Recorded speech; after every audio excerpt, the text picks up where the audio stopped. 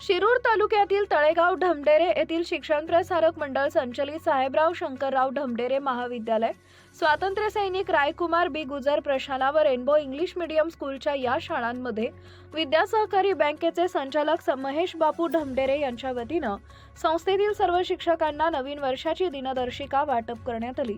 या कार्यक्रमात महेश बापू ढमढेरे यांनी शिक्षकांना नवीन वर्षाच्या शुभेच्छा देताना शैक्षणिक गुणवत्ता वाढ, विद्यार्थ्यांच्या सर्वांगीण विकासासाठी सातत्यानं प्रयत्न करण्याचं आवाहन केले।